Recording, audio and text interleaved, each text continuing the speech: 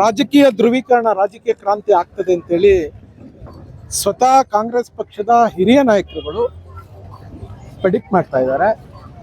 So ಇದು ನೀವು ಹಿಂದ್ಲಿಂದ ನೋಡ್ಕೊಂಡು ಬಂದಿದ್ದೀರಿ ರಾಜಕಾರಣವನ್ನು. ಸೊ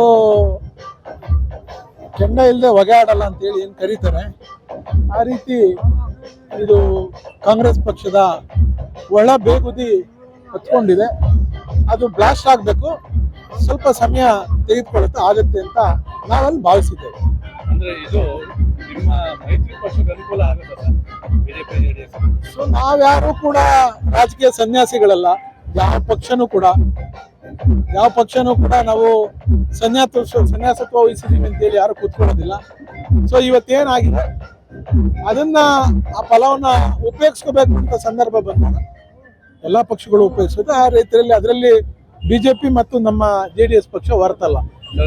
ಸ್ವತಃ ಕಾಂಗ್ರೆಸ್ನ ಹಿರಿಯ ಶಾಸಕರುಗಳಿರ್ಲಿ ಅಥವಾ ಹೊಸ ಶಾಸಕರಿರ್ಲಿ, ಆಡಳಿತ ಕುಮಾರಸ್ವಾಮಿ ಅವ್ರದ್ದು ಬಿಟ್ರೆ ಬೇರೆ ಯಾವುದು ಆಡಳಿತ ಸರಿ ಇಲ್ಲ ಅಂತೇಳಿ ಇವಾಗ ಹೇಳ್ತಾ ಇದ್ದಾರೆ.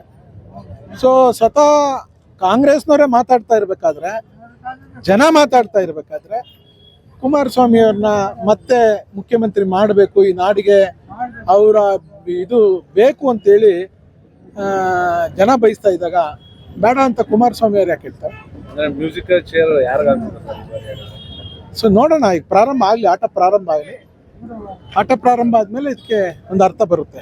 ಯಾರೂ ತಪ್ಸಕ್ಕಾಗಲ್ಲ. ಮತ್ತೊಮ್ಮೆ ಈ ಜಿಲ್ಲೆಗೆ ಕುಮಾರಸ್ವಾಮಿಯವರು ಮುಖ್ಯಮಂತ್ರಿ ಆಗ್ತಾರೆ ಅನ್ನೋದನ್ನ ಜನ ತೀರ್ಮಾನ ಮಾಡಿರೋದ್ರಿಂದ ಅದನ್ನ ತಪ್ಸಕ್ಕೆ ಯಾರಿಲ್ಲಾದ್ರೂ ಸಾಧ್ಯ ಇಲ್ಲ. DK ಶಿವಕುಮಾರ್ ಅವರು ಆಕಾಂಕ್ಷಿ ಇದ್ದಾರೆ, ಅವರು ಆಗಲಿ, ನಾವು ಅಭಿನಂದಿಸ್ತೀವಿ. ಅವರು ನಮ್ಮ ಜಿಲ್ಲೆಯವರು, ಅವ್ರಿಗೆ ಅವಕಾಶ ಇದ್ರೆ ಅವ್ರು ಆಗಬೇಕು ಅನ್ನೋದು ನಮ್ಮೆಲ್ಲರ ಆಸೆ. ಆಗಲಿ.